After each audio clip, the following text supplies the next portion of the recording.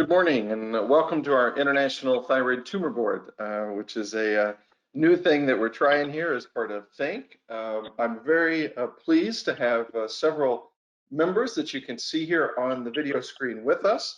I'll just briefly introduce them because I think pretty much everybody knows who they are. We've got Dr. Eyal Robenshtok from Israel. In all fairness, he has a connection with Memorial, but now having trained with us, but now is at Rabin Medical Center and head of the thyroid cancer service at Davidoff. Mark Urken, who we know from this, director and head of head and neck surgical oncology at Mount Sinai downtown. Dr. Brandwein, pathologist that many of us know, chief of pathology at Mount Sinai and director of head and neck pathology. We got Ronald Ghossein, who's a pathologist with us at Memorial that I've worked with for, I don't know, 10 or 15 years, something like that. Monica Rossleigh from down under, can't get off the island, still in Australia, but we apparently can get her up in the middle of the night pretty much anytime we want to participate on these. So Monica is the chair of the Department of Nuclear Medicine at Prince of Wales and Sydney's Children's Hospital, and I've had the pleasure of knowing her for many years. We have three people presenting. Sara Ahmadi, who will be presenting our first case, is endocrine faculty at Brigham and Women's Hospital and Harvard Medical School. And then we'll have Dr. Henriquez and Dr. Mundi, and we'll introduce them when they do their cases. So we're going to try to get through three cases this morning as we go through the cases. And Sara, I think we're going to start with you. Dr. Ahmadi. Sure. Good morning, everyone, and thank you very much, Dr. Tuttle, for the introduction. Ariana, we can go. Well, the case I'm going to be presenting today is a 22-year-old female with history of obesity and depression. She felt a lump in the left supraclavicular area in 2019. It took her almost 6 to 12 months to see her primary care physician. By the time she saw her PCP, the patient noticed that the lump was increasing in size. The primary care physician did a physical exam, and she was found to have a 5 centimeters palpable mass in the left lateral neck, and also she was found to have a palpable thyroid nodule in the isthmus area.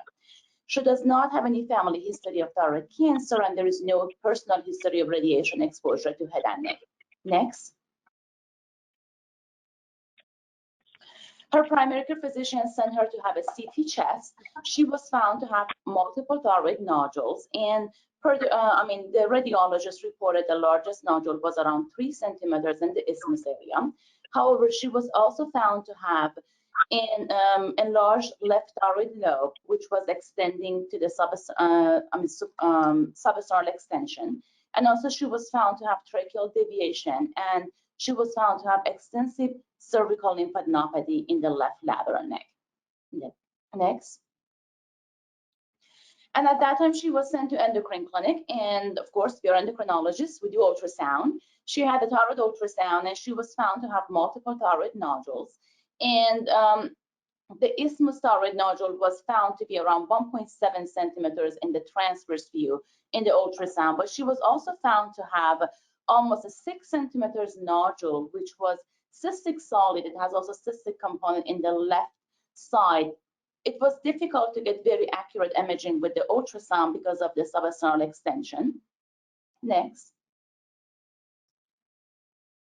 She was also found to have multiple lymph nodes in the left lateral neck. I just included one of the image of one of the lymph node in the slides. And in summary, the thyroid ultrasound showed multiple thyroid nodules. They were high suspicious for American Thyroid Association guidelines, and the largest nodule was around 5.4 centimeters. It was in the left side. This nodule actually had cystic component. She was also found to have 2 dominant nodules in the isthmus area and a sub-centimeters hypoechoic nodule in the right side. Also, she was found to have multiple abnormal cervical lymph nodes in the left side. Because of the extent of her disease, a decision was made also to do a CT chest, and she was found to have innumerable bilateral pulmonary nodules, and the largest one was around 5 millimeters. She okay, also had let's pause right there for a minute, Sara. So part of the tumor board, we'll do Dr. Urken and Dr. Robenshtok. Tell us what you're thinking about now. I know it's impossible on these exact cases with the imaging, but 21-year-old, big volume lymph node metastasis, lung metastasis, Mark, when you meet this person and her family, sort of how are you framing this? What's going to happen? What are your initial discussions with them? Yeah, I think that obviously we'd like to see the cytology here and make sure that our suspicions are correct in terms of what the cytologist is seeing under the microscope. But I think the clinical picture is one of thyroid cancer that has metastasized regionally, as well as evidence of systemic disease here. I think the key thing for me would be to make sure that our imaging of the central compartment extending into the mediastinum, as well as high up into the neck, into the retropharynx, is complete. So we're going to want to get additional imaging from what we already have here. And then it begins with really a thorough assessment of that contralateral neck to make sure that there's nothing on that other side that we need to be concerned with and to address. So that's where we would start, and then obviously a discussion about the details of surgical management. Dr. Robenshtok, in terms of setting expectations, spot with me that this is biopsy-proven papillary cancer. So we'll say we know it is. What sort of expectations? I mean, this is scary. This is my daughter. She's got lung cancer and lung mets, and what's going to happen in chemo. How do you set that initial expectation for her, Eyal? So usually this case, you have the patient and parents and sometimes grandparents, and everybody's worried. Most of the time, the patient themselves, the young patients, are not that worried. The parents are more worried. And many times I'll tell them that the most important thing in thyroid cancer is age. I discuss with them the staging below and above 55, and that we have good tools, and that the response to radioiodine is really good at a young age. And I think mostly they need a good plan. They need to know that you're with them, that you're accessible. And then in this case, we know what to do. It's a good thing we send everybody with bulky disease to a CT scan, even though it's gonna delay maybe radioiodine for a month. But mostly reassurance, finding a good surgeon that knows how to deal with extensive disease. And I think that's it at this stage. Dr. Urken, you mentioned doing some more imaging. From a practical standpoint, 22-year-old with N1B, what imaging are you going to do to sort of plan your surgery there? So I think that just the key is just to double down on the contralateral neck to make sure, and anything that looks in any way suspicious gets a needle biopsy. And then a CT scan that extends up to the skull base. We've had some patients who have retropharyngeal nodal disease when they have bulky central and primarily lateral compartment nodal disease, and we're going to want to make sure that we have an opportunity to look at that area critically. Okay, Sara, go ahead for us. Sure. Well, and in the meantime, while she was getting this workup, she actually had the biopsy of the lymph node, and she does have papillary thyroid cancer. She came to us with the CT neck with contrast, and that is the only other imaging that we did was the ultrasound. She had a scan of the right lateral neck. There was no abnormal lymph node in the right lateral neck. And besides the ultrasound, we just added CT chest because we were concerned that she might have a lung metastasis. And next. And after she completed CT neck and CT chest, and we already knew that she had papillary thyroid cancer, she was sent for surgery, and she had total thyroidectomy and central neck dissection, and also left lateral neck dissection, and she was found to have a unifocal papillary thyroid cancer. Actually, all those nodules that we were seeing them as separate in the ultrasound, they ended up being one nodule, and it was reported that she has a 5.2 centimeters classic type of papillary thyroid cancer. She had extensive lymphovascular invasion, extensive gross extrathyroidal extension, 83 lymph nodes were removed, 30 were positive, and the largest lymph node was around 5.9 centimeters, and she had extranodal extension. Next. Dr. Brandwein, help me here. That some of these path reports run on for pages and pages, and there's all this information. So When you're looking through all this, I mean, you got this whole mass of tissue that Mark delivered to your desk. How do you begin sort of thinking through that and helping us know what are the important pieces that you're going to be able to share with us? I think you're muted, Margie. Try unmute. There we go. Yep, I know. I told everybody to go on mute. This is my fault. There we go. And you can hear me now? Yep. Okay. So the first goal is basically to, hit all the ATA points. And so as the current ATA points. And so, as I'm looking at a tumor already, I want to know, well, is it just low risk tumor and I just take, or is it intermediate risk and how many risk features are there? And so I'll make sure between my written report and then the CAP synoptic that I hit all of those points. People who I train understand that I try to teach them to write a report that's almost like a haiku, It's very terse, but it paints a specific picture for that patient. I have a whole protocol that I teach on how to write a report and the steps and what you do when you double check and triple check it. But one of the last things, I do when I write a report is just take out all unnecessary words, compress it like an accurate haiku. And then, having done that, I will always, for myself, add in a little more information that my team all knows is just added stuff that I'm adding in for future purposes, for future generations, not in a case like this, but for instance, how many foci of capsular invasion do I see? Right now, that's not relevant. In the future, maybe it is relevant. What's the degree of extrathyroid extension? That's not relevant now, but maybe in the future it may or may not be relevant. But by putting in those details, and also I'm very particular to put in where you can find those details. It's the little bit extra that I'm putting into a report that I hope doesn't litter the report. At the end of the day, the report really has to read like a newspaper headline. Somebody has to be able to just not read it, but scan it and always get all the information that they need. That's awesome. Ronnie, can I put you on the spot? There's always this term lymphovascular invasion, and some reports say lymph invasion, some say vascular. I know you're working on that now. Can you give us a couple of thoughts about that? Yeah, actually, it's a difficult subject. So basically, when a pathologist says lymphovascular invasion, he or she means that they can't tell whether it's a lymphatic or a blood vessel that is involved.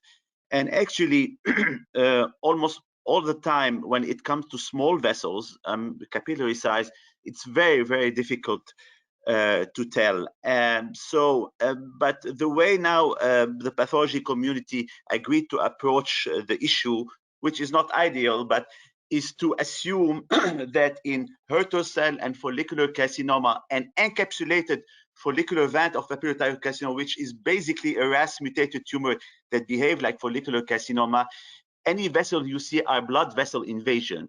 And studies have shown, definitely in follicular HER2 cell, that as Margie was saying, the presence and even the extent, we showed it, of blood vessel invasion is really important in determining the risk of actually distant failure. When it comes to papillary thyroid carcinoma, the short answer, so we don't lose time, that we have no idea what finding blood vascular invasion means. I know in the ATA guidelines, they even upgrade the patient. In reality, we do not know. We did a paper together, Mike, that at the end, blood vessel invasion fell as in multivariate analysis.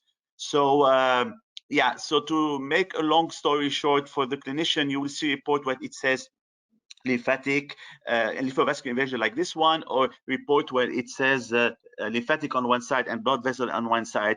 I guess when it comes to papillary thyroid carcinoma, I don't think you should put too much weight on that because we don't know the value. But for follicular HER2 cell and encapsulated follicular vent is, in my opinion, extremely, very, very important. So can I just give me 30 seconds, Mike, to say that the approach to the pathology report has changed. Like in the past, I was taught first to subtype the tumor, type the tumor. Now the first most important thing for me is microstaging, to tell you the size, how much there is invasion and so forth, then grading, and then at the end, the cellular subtype, whether it's tall cell or classical, because really microstaging and grading supersedes the other one. That's awesome. Okay, Sarah, let's get to the question you eventually wanted to ask us to start with. So let's look at the radioactive iodine story. Sure. We can go next. Mike, can I just ask one quick question? Is extranodal extension a binary part of the report, or should we be asking how many lymph nodes manifest that, and is there a significance to that? Anybody want to grab that one, Ronnie?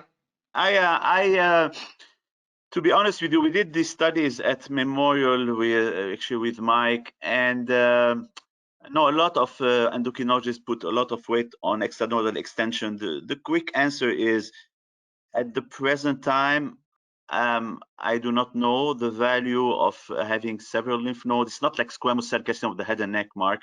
I have no idea about the extent of extranodal extension, how far away it is from the lymph node capsule. All these, I don't think there is firm data to say that they have an impact, definitely on mortality, I don't know, or on recurrence. Although one would probably think that it has impact, but to be honest with you, the data it's not like the fossa vascular invasion in HER2 cell and follicular carcinoma. It's really shaky, in my opinion.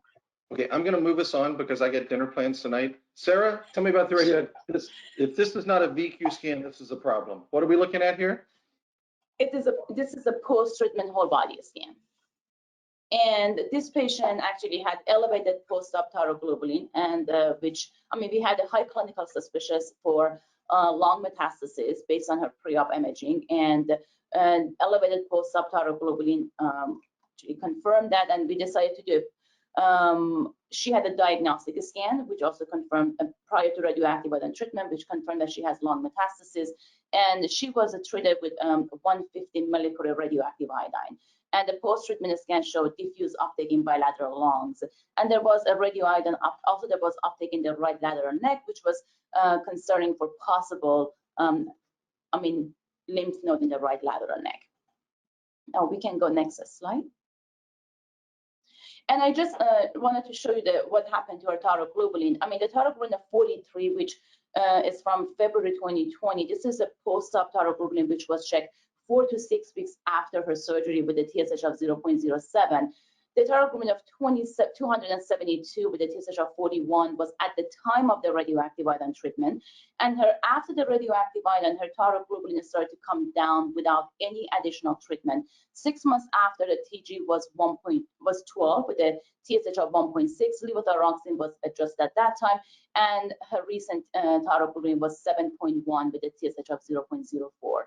She had a CT chest 6 months after radioactive iodine treatment, and there was decrease in number and size of pulmonary nodules. Her neck ultrasound, which was done 6 months after radioactive iodine treatment, it didn't show any suspicious finding. That uptake in the right lateral neck was just a false positive finding in the post-treatment whole body scan. So pause there for a second for me. Dr. Rossleigh and then Dr. Robenshtok. There's a million things we can talk about this, but I want to focus the discussion on when do we retreat. So it's a young person, classic, very RAI avid, thyroid globulins are dropping, CT scans are getting better, ultrasounds are getting better. Monica, when do you plan a retreatment? Schlumberger did it every 6 months. Other people are waiting longer. But what's your general approach here, Monica? I think I got you muted, Monica. Unmute, Monica. There we go. In general, I probably wouldn't retreat in under a year.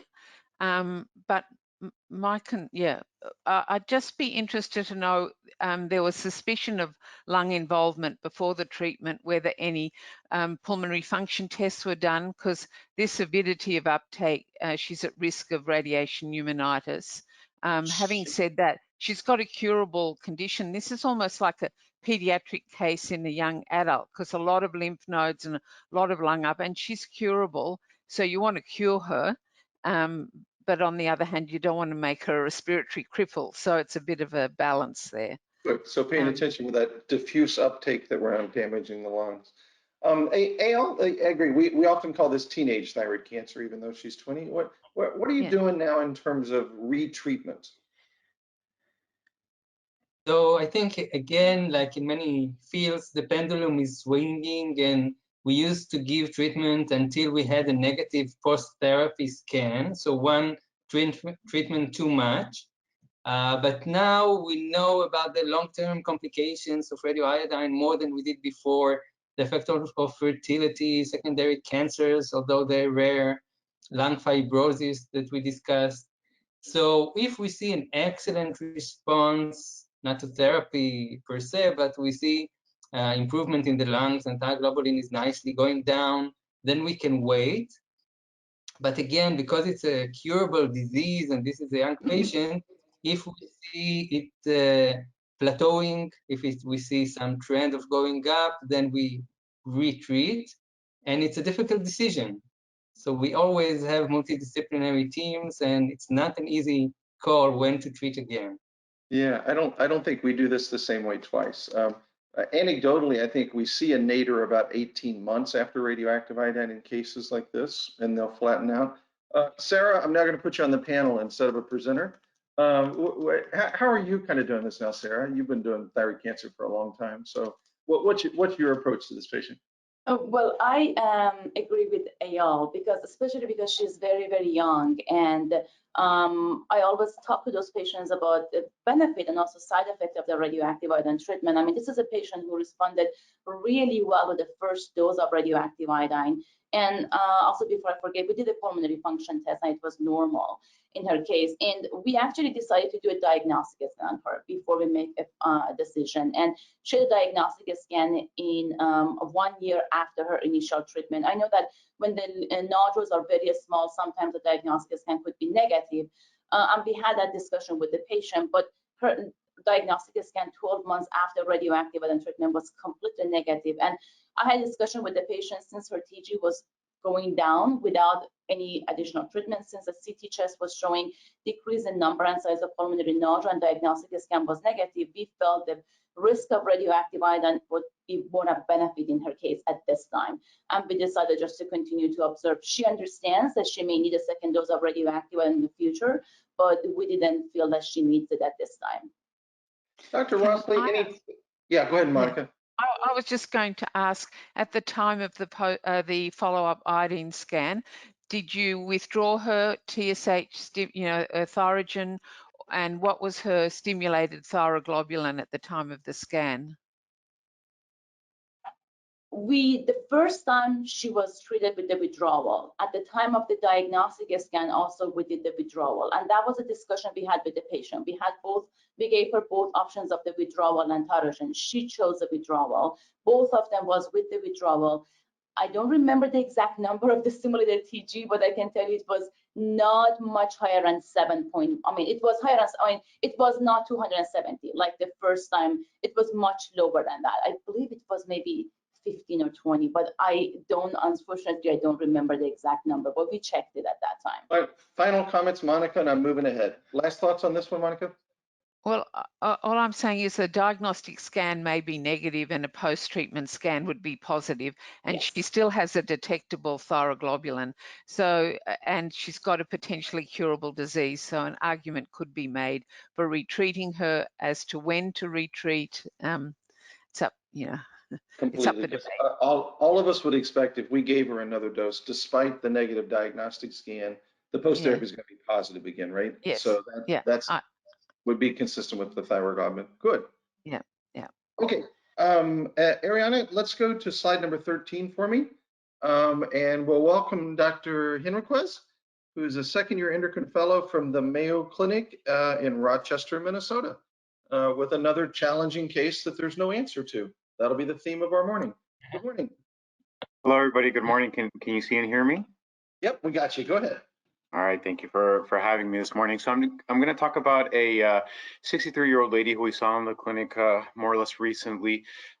She came to the Mayo Clinic for a second opinion to discuss management of a newly diagnosed right-sided 1.3 centimeters that was FNA biopsy, found to be on an FNA biopsy. This nodule was incidentally found in November of 2020. She was having some headaches and she had CT imaging and had captured the neck and also part of the chest as well. So on the CT neck, you could see that that nodule, and then also she was found to have several sub-centimeter bilateral pulmonary nodules on incidentally. So she subsequently had the FNA biopsy, which was reported to be positive for malignancy, papillary thyroid carcinoma. Pathologists here at Mayo Clinic reviewed it, and he concurred with the diagnosis as well. Next, so she doesn't have any history of any thyroid disease. She was completely euthyroid, TSH 3.2 at the time of the visit. Next point, no known family history of thyroid malignancy. However, there's a caveat. She's adopted. She has some limited knowledge as to what her family history is, but from what she thinks, there's nothing there. Lastly, if you go next, Ariana, she isn't sure she had radiation exposure. She was an Army veteran, and she may have been, in the course of her experience with the Army, had some sort of radiation exposure, but we're not very sure about that. Next slide. So here for in our ultrasounds, we have this little kind of cartoon diagram that we like to start off to show the patients. You can see here that it's the right side, it's just the one lesion there. Our radiologist measured it at 1.0 by 0.8 by 1.3 centimeter hypoechoic nodule with a significant kind of macro calcification on the posterior aspect of it. If you can advance a little bit, Ariana. There's no cervical lymphadenopathy that was noted. And here's some still images of it. You can see there the nodule itself, that macrocalcification that led to some of the shadowing in the back. There's a lateral view of it. And the next slide is a video that maybe you can kind of run through quickly and kind of get a sense as to how it looks like there. I don't know if anybody wants to see that again, but yeah, play it for us one more time, Ariana. Just hit play again one more time.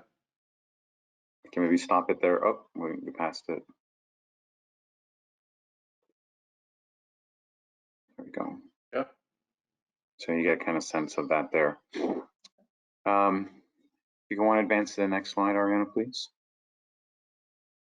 So I have some CT images here. You can see the nodule there and the thyroid, and then the lower one is showing one of the pulmonary nodules. I can kind of see it there. I have a yellow arrow pointing to it. That's the biggest one that they found. There is still sub-centimeter, but this patient has quite a few sub-centimeter nodules scattered all over the place. The patient was actually seen by pulmonary. Just to kind of see what the nature of these nodules were, and it wasn't very clear from the pulmonary perspective. They seemed to think it was a benign process. However, they did give the possibility and open the door possibility for a neoplastic process. They think that if it's a neoplastic process, it may be more on the adenomatous spectrum, but certainly thyroid cancer was not something that was completely excluded. And the pulmonologist's recommendation was just continue surveillance for another 6 months. Next slide, Ariana. So after a discussion with the patient, we presented several options for possibly managing this. One was active surveillance, surgery, or either ethanol ablating it, or maybe RFA.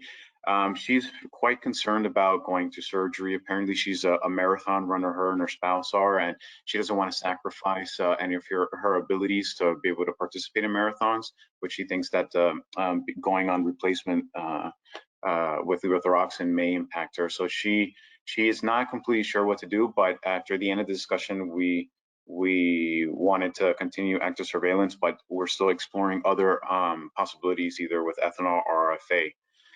Next slide, please. Hold right there. Let's go back for me one. Go back for one. Dr. Urken, it was, yeah, there you go right there. It was less than 10 years ago that the ones of us that wanted to watch 7mm nodules were about to be thrown out of the American Thyroid Association.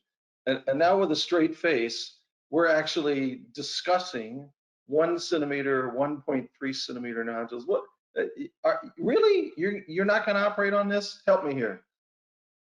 Yeah, I think one of the biggest challenges is figuring out how much time to carve out of your schedule to have a discussion about this. Because the surgery would be about 30 minutes, right? You're done with that? This discussion is going to be how long? Yeah, 11 years ago, or before, maybe 2014, this was we're going to take out your thyroid, we're going to give you radioactive iodine, and game over. You know, I think the big challenge here is the lung, obviously, and I think I would do that's going to occupy a significant amount of discussion in this. The only way you get there, in my mind, is to do a total thyroidectomy and do a whole body scan to take a look. I think that there lies the challenge in having this discussion.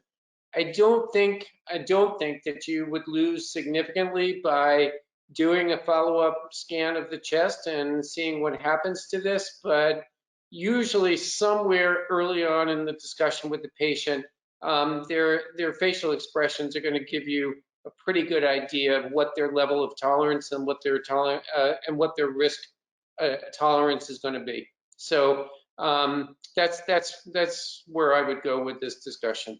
Let me take the lung nodule out of the discussion for just a minute, Mark, and talk to us a little bit about when you see these patients with about 1 centimeter papillary. How are you framing that discussion of lobe versus observation? I mean, is it even, or how are you doing that with patients now? Yeah, I think that in her age group, it's going to have an impact on how I approach the discussion. And, you know, I think that I will evenly weight each of those two options and try to be as fair as I can in terms of reducing their level of concern. You know, if they do take me down the path of surgery, it will be a lobectomy for sure. You know, with some, leeway that if we identify anything that looks adverse intraoperatively, that would potentially push us to do a total. So. Hey, tell me how, forget the pulmonary place right now. We'll come back to that, how that, if you don't have that and you've got a 63-year-old person with a 1.3 centimeter, how are you like picking the ones that you think is okay to watch versus ones that need to go surgery or ones that are in the middle? How are you thinking about that now? So we use the Brito classification. There was a publication by JP Brito and Ito from Japan and Miyuchi and Mike, classifying, like giving a framework of who to choose for active surveillance and who would not be suitable. So ideal patient would be a patient who wants this approach, a team that is comfortable with this approach, and a solitary nodule surrounded by normal tissue like this patient and above the age of 60. In these cases, most likely it will remain stable and the risk of growth or lymph node metastasis is really low. Now, patients who have lesions that are closer to the capsule or suspicious for extrathyroidal extension, or if the patient is not comfortable with that, or the team is not comfortable, then we would consider surgery. And now that we're starting to talk about radiofrequency ablation, Mark, I think we're going to have to carve out even more time because we have more options now. Generally, I think active surveillance is not widely adopted. I think not in Israel and not in the US. And I do think that ablation, thermal ablation, has the potential to calm everyone. It's medically, it sounds like a good treatment, but also you have a tumor and you do something. I think it's a very attractive option. Yeah, so there's no question. I mean, Europe has been ahead of us on these thermal ablations for 10 years. We're starting to catch up now. To be fair, most of these thermal ablations are ultrasound technologies that heat something up, right? Microwave or lasers or radiofrequency ablation. The vast majority of what's been published is in benign nodules, where the goal is to kill the middle of the nodule. You don't have to kill the whole thing. But now there are several papers that are either published or about to be published showing that in papillary microcarcinoma, some of these ablation techniques can work as well. Mark, how do you see, I mean, it's certainly, to my mind, not ready to do ablation routinely for these papillary microcarcinomas. We're not hardly there, but we almost certainly will be there in a couple of years with some more data. How do you see those ablation sort of technologies entering into how you're thinking about surgery versus active surveillance versus whichever ablation? So I think experience is going to be extremely important, and in order to be able to do this effectively and to do it and to do it safely. There are in the reports there are some risks associated with it, and trying to get up that experience curve well enough to be safe in performing it, I think is going to be a challenge. Having said that, obviously there are certain things that we miss out when we don't have histology and can't actually identify precisely what the risk is for this patient moving forward. And so I think that remains a challenge. But I am sure that there will be a place for this in the future as it's offered more and more in this country. I agree. Eyal, let's give Andres a sort of answer to his original question. So you've got a nodule that would be reasonable to observe, you know, it'd probably be appropriate if not ideal. But now you got this thing in the lung. From a real practical standpoint, what do you do, Eyal? We had a couple of patients who had lung nodules, more suspicious than in this case. They were small, we couldn't biopsy them. The patient wanted surgery, and we did a total thyroidectomy instead of hemithyroidectomy. First, one patient had an undetectable thyroglobulin after surgery, so gave us the answer. The other one had antibodies, so we gave 30 millicurie of radioiodine to make sure. So if the lung nodules are suspicious, there's no good way to know what they are, either biopsy or taking out the thyroid and evaluating. So it's uncommon that we have to do a total thyroidectomy for that indication, but it does happen. This case, the nodules do look benign, maybe scar tissue, but I think they do merit a follow-up. Yeah. So Andreas, I'll tell you, we face this quite a bit. And if the pulmonary guys want to watch for 6 months and the thyroid guys want to watch for 6 months, we just watch for 6 months. Because I guess I work at a cancer center. If I want to know what that place in the lung is, we stick a needle into it.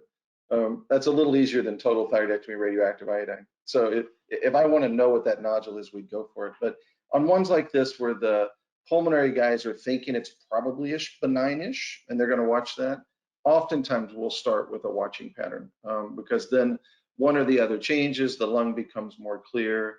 If it gets more worrisome, then you're headed down the pathway of either surgery and radioactive iodine or a biopsy. So this is not infrequent because, you know, we all want to watch these older patients, and the older patients often have non-specific changes on their CT scans and stuff. So I guess personally, I'd be, you know, it'll be kind of up to the patient. If the patient really wants to know and doesn't want a biopsy, then you could do surgery and radioactive iodine, the normal thing. But I think on one like this, I would probably kick the can down the road for 6 months, repeat the CT, make sure that isn't something that needs to be dealt with, and kind of, you're likely to be in the same place then, but you feel a little bit better. Last comments or thoughts, Mark? Yeah, my question for you, Mike, Eyal, and for Andres, how do you handle this concern about thyroid replacement, and what do you tell the patient in terms of their quality of life and how their performance on in running a marathon is going to be impacted here?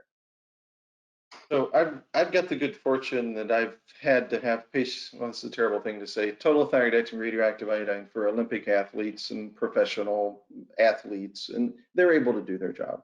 So I often use that example and say, look, I've had very elite athletes. They tell me it's harder. They tell me they have to push harder in the afternoon. They have to watch their diet more. So I tell them they're functionally probably going to be performing at the same level. But they may notice it be harder to do that. So it's not enough that would stop me from doing a necessary surgery, but I think it is important enough that it would definitely weigh on the side of observation, because my bias is people definitely feel better with a normal thyroid. Eyal, what's your bias?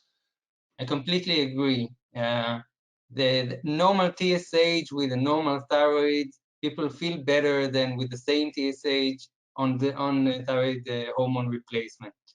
So it's most of the time it's subtle. Some patients it's more pronounced, but we do consider it in our pro and cons for observation. Yeah. And anecdotally, the people that it seems to be most pronounced in are the ones that were most worried about it before surgery. You know, those are the ones, and you know, we've had this discussion with them, right, Mark, that I'm sorry, you really, really have to have a surgery, and they're afraid they're going to feel really bad, and they often feel really bad. But even in the ones that expect to feel good, it's a little different. Is there a difference between the patient who is totally dependent on exogenous thyroid replacement versus supplementing for, you know, not an adequate amount, or are they equally at risk for quality of life impact? So since I'm sailing into the absolute no data range, which doesn't slow me down whatsoever, and I'll sound just as authoritative, I think people absolutely feel better if they had a lobectomy and I have to put them on 50 micrograms of levothyroxine. Now, I'm careful not to put them on so much that I shut their TSH off. So at least in my head, I'm just supporting their thyroid, and they still have that minor fluctuation up and down. So, but my bias is, yeah, and I tell them that even if they need to be on a little bit of thyroid hormone after lobectomy. Yep. Okay. So Mike, we we just did a do. study, Dr. Mizrahi from our hospital. Go ahead, Eyal. Go ahead. It's okay. We just did a study, Dr. Mizrahi from our hospital, questionnaires for quality of life. So total thyroidectomy, lowest quality of life, hemithyroidectomy, dependent or full dose of replacement, the same as total. Hemithyroidectomy without treatment felt like normal population. So it was significant. And the thing is not the surgery, it's the hormone replacement therapy. Yeah, tagged on. All right, Andres, so we basically told you you could do whatever you want to do. So so what are you guys really going to do? Because we trust the Mayo Clinic. Quickly tell me what you're doing. Well, so we're just going to continue the active surveillance, kind of what everybody has discussed. Agreed that this is probably, if it is just a micro PTC, that would consider it low risk enough that biding 3-6 months won't really change much in terms of the outcomes of the patient. So we're just going to watch along with pulmonary as well, and if anything declares itself, well, then I guess address it at that time. I think so. For a motivated patient that kind of has a minimalistic mentality to both, you're not going to lose anything by doing that. And you may actually get your answer with one or the other one changing and be able to know. Fantastic. Thanks for presenting. Okay. Thank you for having me. Fantastic. Ariana, let's go to 21. We should have Dr. Mundi around here somewhere. Where's Dr. Mundi? Dr. Mundi's one of those surgical types from the University of Waterloo. I wish I was from University of Waterloo. That just sounds cool. University of Waterloo. Unfortunately now, or fortunately now, is at Mount Sinai with Mark in the fellowship, I guess, the head and neck oncology and microvascular reconstructive surgery, and got a case for us to talk about some pathology. Neil, go ahead.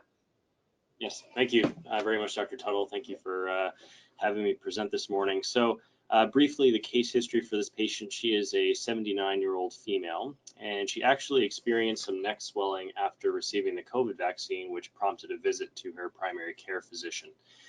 This patient has no history of radiation exposure and no family history of either benign or malignant thyroid disease. Past medical history is significant for a gastric cancer, which was treated with surgery and chemotherapy back in 1997 in Taiwan, as well as non-active hepatitis B. Next slide.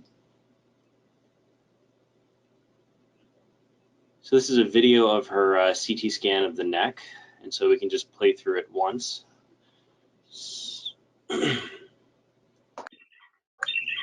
And then, Ariana, if you could just play it again, but pause and then scroll slowly through the scan, that'd be great.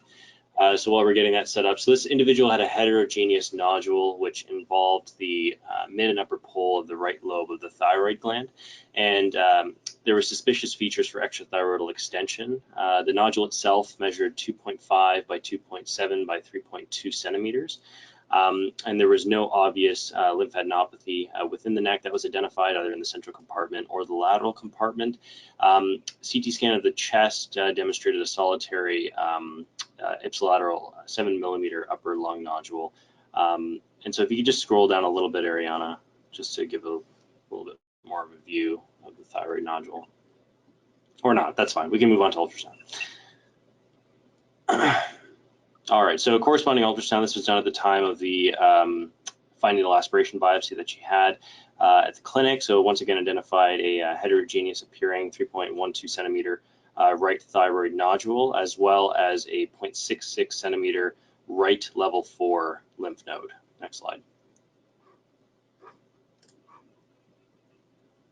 And so both of these masses underwent finding aspiration biopsy. So the right thyroid nodule returned as a TERT and BRAF V600E positive papillary thyroid carcinoma with focal high-grade features and extensive necrosis.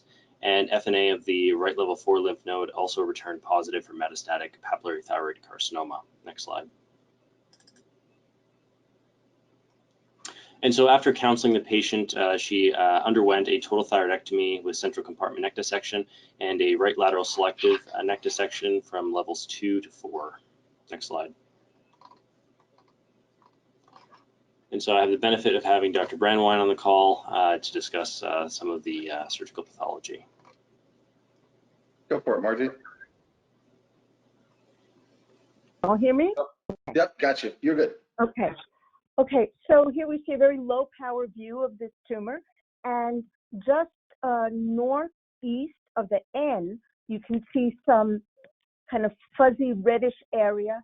And what I'm trying to show in low power is the extent of some necrosis that we could see that looks like kind of a blurry pink red area. Next, please. Okay, and so to the east side of the slide shows you necrosis. And so basically the reason why I'm focusing on that is in all of the features of the case, this is the one that drives the prognosis. Next, please. So it's always beneficial to have the FNA and molecular data when it's available. And so I'm not surprised with the necrosis, given that there's a TERT mutation also. This is also diagnosed as a tall cell variant at the cut point of 50%. And here you see high power. If you look in the center, you see what looks like a little cross there. Thanks to the beauty of digitalized pathology, I can actually go ahead and like survey regions just to prove to my fellows, yeah, this is an area that is tall cell. Next. Okay, she had 10 positive lymph nodes, none were large, and there was no ETE.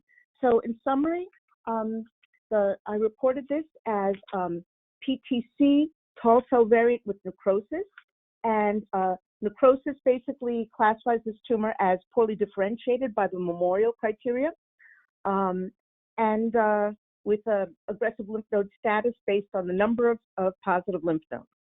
So she's squarely high-risk patient. Got it. Ronnie? Yes.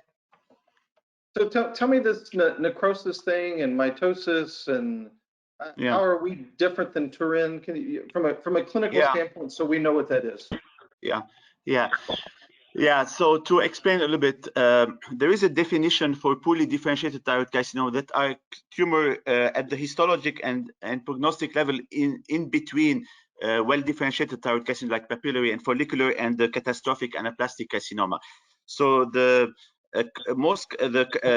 latest WHO defined poorly differentiated as a tumor which has to have a solid growth pattern, so resembling fetal thyroid, but you need, in addition to that, mitosis or necrosis or other feature. I don't want to bore the audience in the detail. But I personally think that this definition is very restrictive, because what it does is basically pick up what I would call like high-grade follicular carcinoma, the RAS mutated tumor. What we have shown at Memorial since 2006, there are tumors that are different histologic from this tumor, in the sense that they have nuclear features of papillary carcinoma or papillae or follicles, but they have tumor necrosis and high mitotic activity. And these tumors have a aggressive behavior like the poorly differentiated thyroid carcinoma. So the purpose of the Memorial definition is to capture these cases, because what I always was afraid is that this report will just say papillary thyroid carcinoma without mentioning, as Margie did, necrosis, and then I would imagine the endocrinologist will tell Mrs. Smith that you have one of the most indolent tumor in the human body and so forth, while actually these tumor are actually high-grade tumor with shown really aggressive behavior, and of course not a great response to radioactive iodine, probably less than the poorly differentiated thyroid carcinoma because many are BRAF mutated tumor. And this is not a very complicated exercise to count mitosis and tumor necrosis. However, the issue here is that sometimes one should not confuse between tumor necrosis and the necrosis that generated from the FNA. This can be tricky. Right, right. Margie helped me here. Scary necrosis. Yeah, so Margie helped me here. So when I first learned poorly differentiated, it was insular, solid variants, columnars.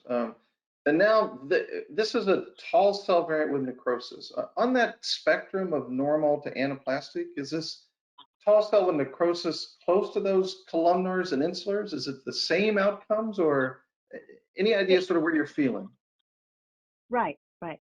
Well, to begin with, I don't think that the Turin classification should go away because, in my opinion, it provides a home for a particular phenotype, which is associated with a poor prognosis. On the other hand, as Ronnie says, the memorial criteria, it's more common. It's more commonly encountered than the Turin criteria, and so it's a very practical and prognostic classification. And I agree with Ronnie. I see from time to time in consultation necrosis and PTC, which is not reported, and so that's kind of the biggest add that I can do in a consultation case. So in terms of prognosis, so I think in general there's many phenotypes towards bad, you know, and I don't think that, you know, on a case-by-case basis we can make a distinction between insular carcinoma with the outcome. I don't think that we can make an outcome type of distinction between an insular carcinoma with a lot of vascular invasion and some necrosis and, for instance, this tumor. I think that there's a number of criteria that basically hit you into a high-risk category, and that's good enough in terms of, you know, guiding the surgeons, guiding the team. Now, of course, the whole one of the important features of the Turin classification is that it now gave a home to carcinomas. I mean, you know, these more aggressive follicular carcinomas. Just can I jump in very quickly, Mike? Yeah, go ahead, Ronnie. Yeah, so there will be a new WHO classification next year. And in that new WHO classification, there will be basically a home for this high-grade PTC. We will require people to, there will be a chapter called high-grade thyroid carcinoma of follicular cell origin that are not anaplastic. And in that home, there will be the Turin cases and also the cases, mostly they are high-grade PTC, but the Hurtle cell and the rare follicular cell that have a lot of mitosis and necrosis. So to make a classification more clinically friendly. So this, we thought that's the only way So basically there are the high-grade thyroid carcinoma are two types. There are some that are histologically poorly differentiated that resemble fetal thyroid, and there are that are high-grade, but I don't know, say well differentiated, but differentiated because they have papillae and follicles. Yeah. Beautiful. So there will be a home for this. Yeah. Ariana, go ahead, Mark. Can I ask you one quick question? So, Ronnie, how do you decide as a surgeon if we get a report that says necrosis and maybe it's not? What questions should we be asking to try to get a differentiation between fine needle aspirate induced necrosis versus high-grade malignancy? I mean, can you distinguish that? I mean, the answer is, of course, the honest answer is yes most of the time. There are features. Don't want to bore the audience with the histopathologic detail. There are features like if it's small, it's probably more tumor necrosis. If it has nuclear debris versus ghost of cells is more tumor necrosis. If you have a fibrovascular proliferation, this means that it is an FNA. But the pathologist should say, when he or she puts necrosis on the report, he or she should state this is tumor necrosis or necrosis related to previous FNA. Right. And of course, this is where it becomes problematic. Usually you need, expert pathologists like Margie who look at head and neck tumor all the time because simply it's a question of volume. If you haven't seen a lot, you can make the mistake. Margie? Sure. Yeah, I just want to comment. So if it's a call on FNA necrosis, then you know it's tumor necrosis. Yeah. Right. And so there are certain words I'll stay away from unless I mean tumor necrosis. So if I see necrosis, which I know is FNA related, I won't even use the word necrosis. I'll just say FNA related changes. Yeah, I totally agree. That's actually the best. That is what we do also. Thank you for saving me a phone call. Ariana, go to the next slide. Neil, let me ask you one question about the intraoperative findings. Was there gross extrathyroid extension when you were taking this out, or did it come out easily? So it's my recollection. I might need Dr. Urken's input on this. But from my recollection, I do not remember that this was particularly Right. So you guys weren't scraping this off the trachea or windpipe. Eyal, help me here. Radioactive iodine, yes or no? External beam, yes or no? I got 4 minutes. Go. So radioiodine, we know both with the fully differentiated and both with the combination of TERT and BRAF, it's gonna be radioiodine resistant. But if you want to think about the next steps, about TKIs, about redifferentiation therapy, all of these are for radioiodine resistant disease. And to define radioiodine resistant disease, you have to give radioiodine. So in these cases, we often give radioiodine. We don't expect much. We have to give the first dose. We do think a lot about redifferentiation. There was just presented a study from France about redifferentiation of BRAF mutated patients with excellent results. So we expect progression in the future. There's a lung nodule. We're thinking about the next steps. So I would say yes to radioiodine. Regarding external beam radiotherapy, it depends on communication with surgeons and with the pathologists. If there's extension, if they left anything behind, if the surgeons are happy with the surgery and we don't see involved margins, then I don't think we would send this patient for external beam radiotherapy. Right. So we would only do external beam radiation if there was gross extrathyroid extension, Neil, that you guys saw. Microscopic extrathyroid extension, we don't pull the trigger. Monica, what are you thinking about radioactive iodine in these poorly differentiated? Does it change your approach, your administered activity? How do you think about these? Well, I would give her a big dose, but like 150 millicuries. But on the day that you're going to give the treatment dose, I would do a TSH stimulated PET scan, because after your post-treatment scan, you'll have uptake in certain sites. But if you've got the flip-flop where you've got FDG positive lesions that haven't taken up iodine, then those are the ones you'd consider for external beam or further surgery. But I'd give her one go of radioactive iodine, because once you irradiate with external beam, the radioiodine's not going to be taken up. So you've got to give it before you give external beam. Yeah. Right. And we all say that BRAF tumors are RAI resistant. Most of them are, but there are some of the BRAFs that signal like RAS tumors. So it's not very many of them that grab onto radioactive iodine, but it's not zero. So I think that's on the ballpark there. All right, Mark, last comments. We got a minute or two and we're going to wrap up. Last comments as we finish. Ariana, you can go ahead and probably move on to that QR code for me. Mark? Yeah, no, I think this has been awesome. I really appreciate everybody who has participated. This is our first in what will be probably every 2 months. We'll be running International Thyroid Tumor Boards, and many thanks to Mike.